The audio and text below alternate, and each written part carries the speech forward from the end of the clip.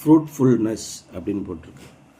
ஃப்ரூட்ஃபுல்னஸ்னால் கனி தரும் பண்பு, கனி தரக்கூடிய குணமுள்ளவர்களாக, பயனுள்ளவர்களாக இருங்கள் அப்படிங்கிறது தான் ஃப்ரூட்ஃபுல்னஸ். ரொம்ப சிம்பிளாக சொல்லப்போனால், the difference between spiritual fruit and human religious activity is that fruit brings glory to Jesus Christ. நாம் வாழ்கிற வாழ்க்கையிலே நாம் எதற்காக வாழ்கிறோம், எதை நோக்கி போகிறோம் என்பது ரொம்ப முக்கியமான விஷயம். எல்லாருக்குமே இலக்கு உண்டு. இலக்கு இல்லாமலாம் வாழ முடியாது. ஒரு குறிக்கோளை நோக்கி தான் நாம் வாழணும். ஏதோ பிறந்தோம், ஏதோ வாழ்ந்தோம்லாம் இருக்க முடியாது. ஏதோ மனிதன் பிறந்து விட்டான், அவன் ஏனோ மனம் போல் வாழ்ந்து விட்டான், அப்படிலாம் கிடையாது. அதுக்கு மிருகமும் அது ஒன்று தான். கடவுள் மறுப்பாளர்கள் என்ன சொல்கிறாங்கன்னா, நாம் எல்லாம் மிருகங்களை போன்றவர்கள் தான், நமக்கு மூளை அறிவு மட்டும்தான் கொஞ்சம் வளர்ந்துருக்கு, மற்றபடி இந்த உலகம் தானாகவே உருவானது, உலகத்தை யாரும் படைக்கலை, அதனால் நம்மையும் யாரும் படைக்கலை. ஒரு குரங்கு, ஒரு நாய், ஒரு பூனை பிறந்து வளருவதை போல தான் நாமும் பிறந்து வளர்கிறோம்.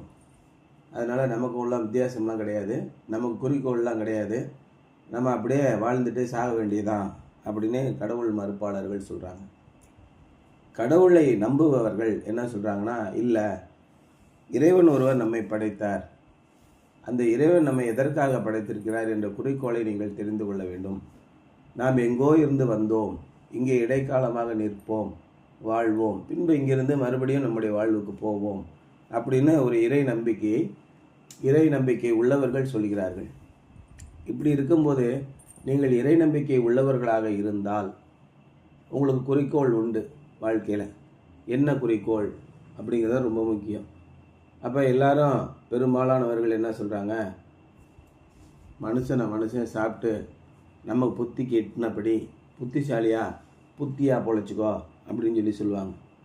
மற்றவங்கள்ட்ட ஏமாறாமல் ரொம்ப புத்திசாலியாக பொழைச்சிக்கோ அப்படின்னு சொல்கிறாங்க.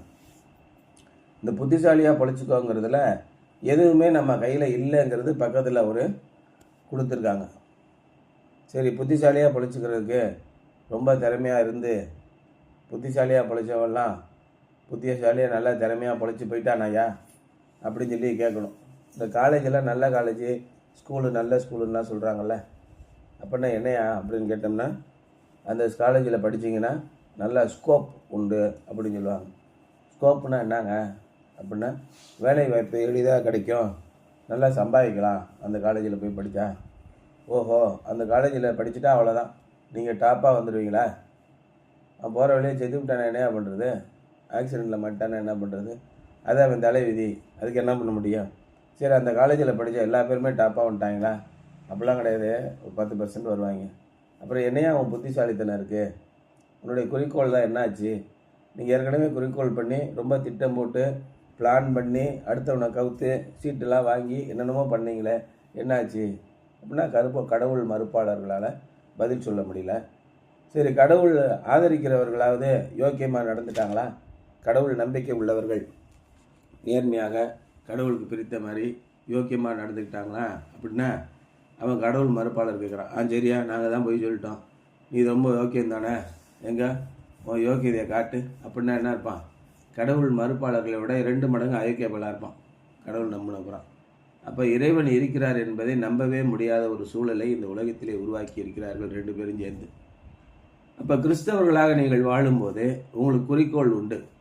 அந்த குறிக்கோளை நீங்கள் நோக்கி நீங்கள் போகும்போது என்ன விதமான வாழ்க்கையை நீங்கள் வாழ்கிறீர்கள்? கனிதரும் வாழ்க்கை வாழ்கிறீர்களா? மற்றவர்களுக்கு பயன் தரக்கூடிய வாழ்க்கை வாழ்கிறீர்களா? அல்லது உங்கள் சுயநலத்தையே பார்த்து கொண்டிருக்கிறீர்களா அப்படின்னு கேட்குறாரு. The difference between spiritual fruit and human religious activity is that fruit brings glory to Jesus Christ. நீங்கள் எந்த காரியத்தை செய்தாலும் ஆவிக்குரிய ஏவுதலினால் நீங்கள் செய்யும்போது, ஒரு விஷயம் செய்கிறீங்க, யாருக்கோ உதவி பண்ணுறீங்க, அல்லது ஆலய பணிகளில் ஈடுபடுகிறீங்க, அப்படி ஈடும்போது உங்கள் மனதிலே ஆண்டவர் சொன்னாரா, அல்லது நீங்களா மாம்ச பிரகார உற்சாகத்திலே செய்கிறீர்கள்?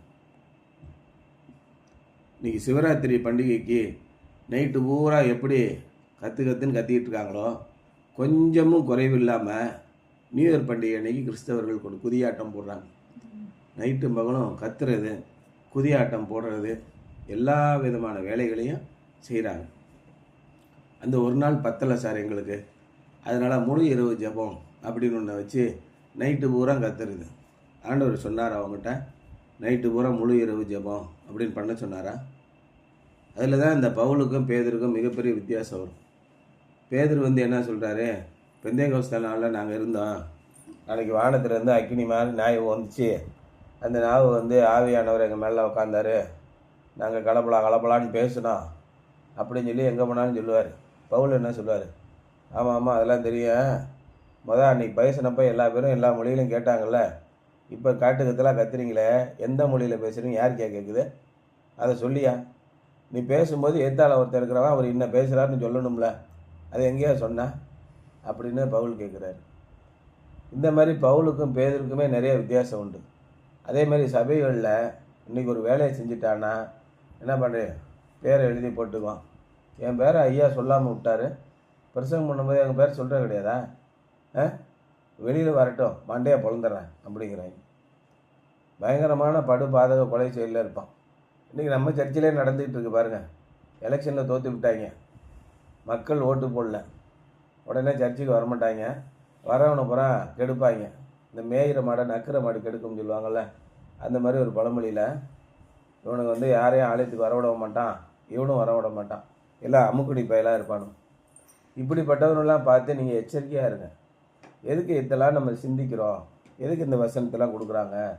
ஆவியின் கனிகளால் எப்படி நீங்கள் வாழ்க்கையை நடத்த முடியும்? ஆவியிலே வாழ்கிறவன் அவன் எப்படி இருப்பான்?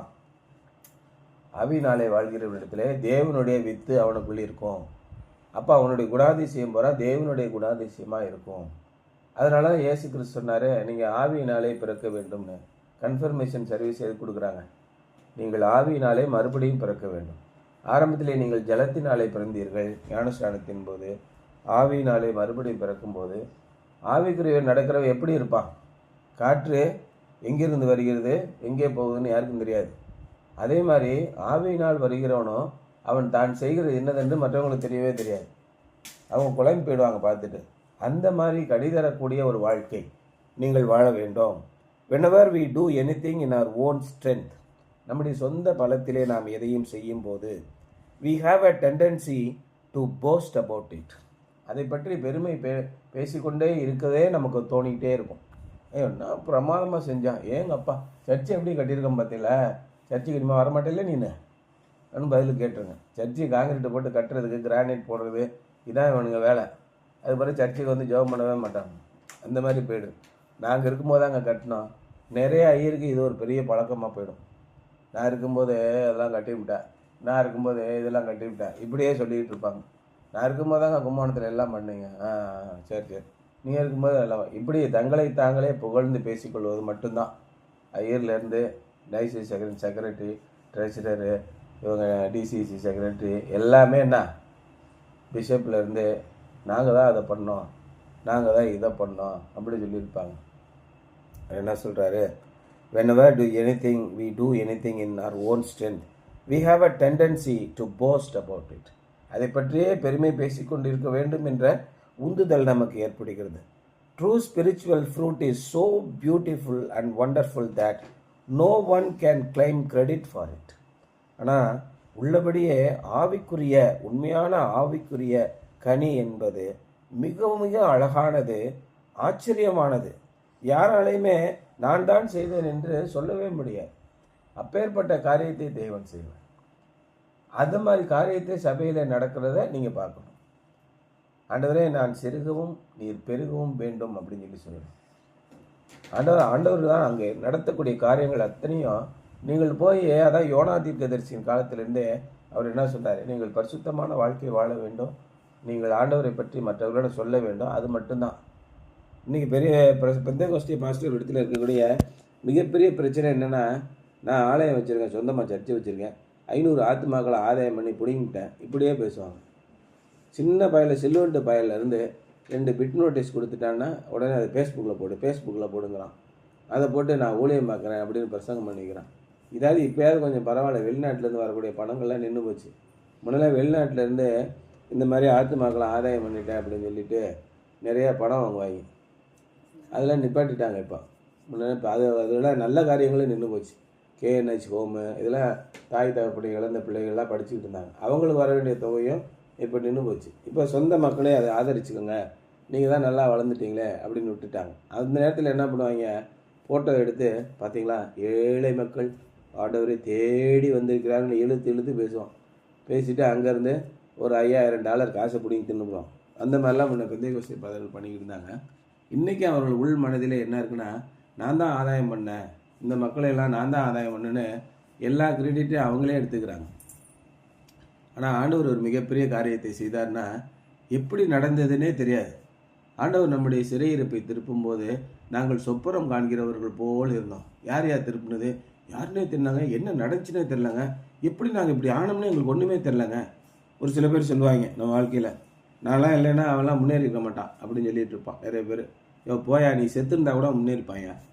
நிறைய பேர் தெரியாது, கர்த்தர் ஒருவனை உயர்த்தும் போது இப்போ எளியவனை குப்பையிலேருந்து தூக்கி விடுகிறார் அப்படின்றது. அவன்லாம் சான்ஸே கிடையாதுங்க. எப்படிங்க போனான் அவன், அப்போதான் வாய்ப்பே கிடையாதுங்க. எப்படி உயர்ந்தான் அதெல்லாம் தெரியாதுங்க. அவர் உயர்ந்து போயிட்டாருங்க, என்னன்னே தெரியாதுங்க. யார் அவனை தூக்கி விட்டது, ஒருத்தன் தூக்கி விடல, அவன் தூக்கி போயிட்டான் மேலே எங்கேயும். அவன் எப்படி நடந்துச்சுன்னு யாருக்குமே தெரியாது அப்படின்னு சொல்லி சொல்கிறாங்க. The true spiritual fruit is so beautiful and so wonderful that no one can claim credit for it. The glory must go to God alone. நம்முடைய காரியங்களினாலே இந்த உலகத்தில் நம்ம சபையில் நடக்கிற அத்தனை காரியத்திற்கான மகிமையும் கடவுள் ஒருவருக்கு மட்டுமே செல்ல வேண்டும். This then is true Christian fellowship, having in common that is much deeper than mere friendship. இதுதான் உண்மையான கிறிஸ்துவ ஐக்கியம் அப்படின்னு சொல்லி சொல்கிறது. நான் தான் இதை செய்தேன், என்னால் தான் செய்ய முடியும், நான் செக்ரட்டரியாக இருந்தால் தான் இந்த ஆலயமே உருப்பிடும், நாங்கள்லாம் பிசி மெம்பரில் தான் உருப்படாது, இப்படியெல்லாம் ரொம்ப கேவலமான எண்ணங்களை சிந்தித்து கொண்டிருக்கிறார். அதெல்லாம் மிகப்பெரிய தப்பு. தேவன் சர்வ வல்லமையுள்ள தேவனுக்கு முன்பாக உன்னுடைய குரலை உயர்த்தினால் எப்படி உருப்பிடுவேன்? மோசம் போகாதிருங்கள், மிகுந்த எச்சரிக்கை இருக்குது. நம்மளாம் ரொம்ப நடுக்கத்தோடு இருக்கணும். அந்த சர்ச்சுக்கு போகும்போது மிகுந்த எச்சரிக்கையாக இருங்க. அங்கே மகா பெரிய தேவனுடைய ஆவி உலாவுகிறது. உங்களை ஆசீர்வதிக்க அவர் வந்திருக்கிறார்.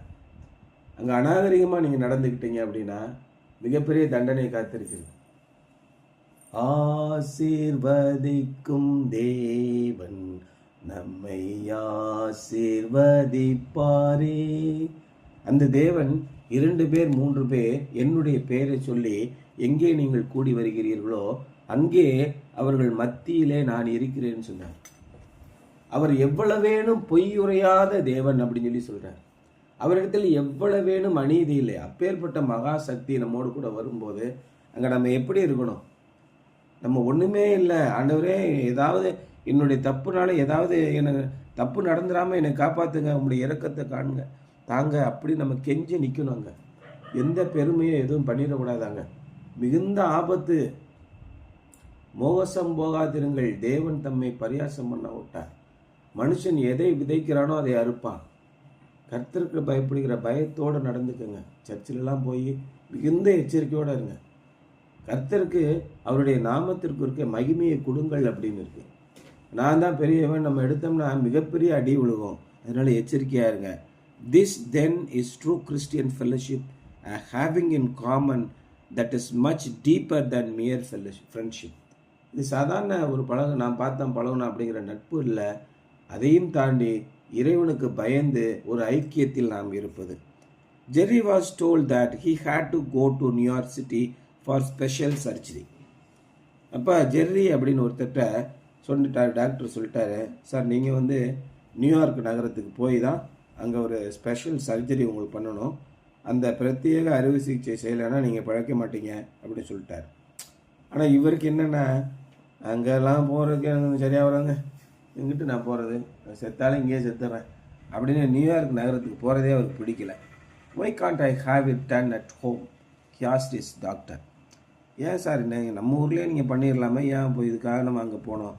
ஐ don't know a soul in this big unfriendly city. அது சொன்னாரா, இந்த கேடுகட்ட ஊரில் எவனுமே நட்பாக பழக மாட்டேங்கிறான், அந்த மாதிரி ஒரு ஆள் இருக்கான்னு எனக்கு தெரியாதுப்பா, யார் இருக்கா என்னன்னு தெரியாது அப்படின்னாரு. But when he and his wife arrived at the hospital, A pastor met them and invited them to stay at his home until they got settled. ஆனால் அவங்க என்னென்னா அந்த ஆஸ்பத்திரிக்கு வந்து சேர்ந்த உடனே ஒரு பாஸ்டர் வந்து அவரை பார்த்துருக்காரு. பார்த்துட்டு, சார் நீங்கள் வந்து எங்கள் வீட்டில் தங்கிடுங்க, உங்களுக்கு மற்ற நல்ல பிரச்சனைகள்லாம் தீரும் வரைக்கும் எங்கள் வீட்டில் நீங்கள் தங்கிடுங்க அப்படின்னு சொல்லியிருக்காரு. The operation was serious and the wait in the hospital was long and difficult. அந்த ஆப்ரேஷன் வந்து ரொம்ப ரொம்ப கடுமையான ஒரு ஆப்ரேஷனாக இருந்தது. அவங்க வந்து ரொம்ப நாளாக அங்கே தங்கியிருக்க வேண்டிய ஒரு சூழல் ஏற்பட்டு போச்சு. நீண்ட காலம் ரொம்ப கஷ்டத்தோடு அவங்க தங்கியிருந்தாங்க. But the fellowship of the pastor and his wife brought new joy to Jerry and his wife. ஆனால் அந்த அவங்கள அழைச்சிட்டு போய் வீட்டில் தங்க வச்சிருந்த அந்த பாஸ்டர் அவருடைய மனைவியுடைய அன்பும் அரவணைப்பும் ரொம்ப பெரிய சந்தோஷத்தை இவங்களுடைய வாழ்க்கையில் கொடுத்துருச்சு. They learned that circumstances need not rob us of joy if we will but permit those circumstances to strengthen the fellowship of the gospel. ஆகவே அவங்க என்ன தெரிஞ்சுக்கிட்டாங்கன்னா, நம்முடைய சூழ்நிலைகள் நம்மளை கொள்ளை கொண்டு போகும் அளவுக்கு கொடூரமான சூழ்நிலையாக இருந்தாலும் கூட அதை நாம் வந்து தப்பிச்சு ஓடணும்னு நினைக்கக்கூடாது. அந்த சூழ்நிலைகள் நம்முடைய வாழ்க்கையிலே வந்தால்தான் அந்த சுவிசேஷத்தின் ஐக்கியத்திலே நாம் பலப்பட முடியும் என்பதை அவர்கள் கற்றுக்கொண்டார்கள். நம்முடைய வாழ்க்கையிலே எதிர்பாராத பல சூழ்நிலைகள் நடக்கலாம். எந்த சூழ்நிலையில் எப்படி நாம் நடக்க வேண்டும் என்பது கூட நமக்கு தெரியாமல் போகலாம். ஆனால் எல்லா மகிமையும் அவருக்கே நாம் கொடுக்க வேண்டும். இனம் புரியாதவர்கள் நம்முடைய வாழ்க்கையிலே வருவார்கள். தேவனுடைய பாதையிலே நாம் செல்லும்போது எல்லாமே வெற்றிகரமாகவே அமையும். அதான் ரொம்ப முக்கியமாக நீங்கள் கவனிக்க வேண்டிய விஷயம். ஆகவே நாம் எதை செய்தாலும், நாம் எந்த இடத்துல நட்பு பாராட்டினாலும் நீங்கள் அதை தேவனுக்கென்றே செய்யுங்கள். நீங்கள் எதை செய்தாலும் அதை தேவனுடைய நாமத்தின் மகிமைக்கென்றே செய்யுங்கள். இதான் நம்முடைய இலக்கு. எந்த காரணத்து கொண்டோ நம்ம பேர் வெளியில் தெரிஞ்சு கூடக்கூடாது, நான் தான் இதை செஞ்சேன்னு மாரடிச்சு கூடக்கூடாது. ரொம்ப எச்சரிக்கை அப்படின்னு சொல்கிறாரு.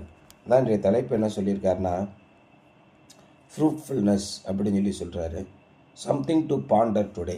இன் which of your relationship do you experience genuine Christian fellowship? நீங்கள் யாரோடு பழகும் போது உங்களுக்கு உண்மையான அசலான கிறிஸ்துவ ஐக்கியத்தை நீங்கள் இருப்பதை உணர்ந்தீர்கள்?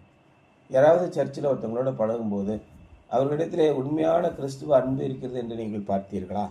இன் which do you settle for mere friendship? அல்லது சும்மா போனாங்கெல்லாம் பேசுவாங்க பழகுவாங்க அப்படின்னு ஒரு சாதாரண நட்பிலே நீங்கள் முடிந்து போவீர்களா? யோசிச்சு பாருங்கள். கிறிஸ்தவ பிள்ளைகளாக, கிறிஸ்துவ குடும்பமாக நமக்கு மிகப்பெரிய கடமை இருக்கிறது. நம்முடைய எதிராளிகள் யார்? நம்ம பக்கத்தில் இருக்கவங்க தான் எதிராளி. இயேசு கிறிஸ்து பிரசங்கம் பண்ண போகும்போது முதல் வரிசையில் பிசாசு பிடித்திருந்த ஒரு மனுஷன் உட்கார்ந்திருந்தார். இந்த சபையே அப்படி தான் இருக்குது. இந்த சபையில் தான் நீங்கள் தேவனுக்கு சாட்சி உள்ளவர்களாக வாழ வேண்டும். இதான் இன்று சிந்தனை. நீங்கள் பயன் தரக்கூடிய, கனி தரக்கூடிய ஒரு வாழ்க்கையை வாழ வேண்டும். இந்த கனி கிறிஸ்துவுக்கு மகிமையை கொண்டு வருவதாக இருக்க வேண்டும், நமக்கு பெருமையை கொண்டு வருவதாக இருக்கக்கூடாது அப்படின்னு தான் இன்றைய சிந்தனை. சரியா?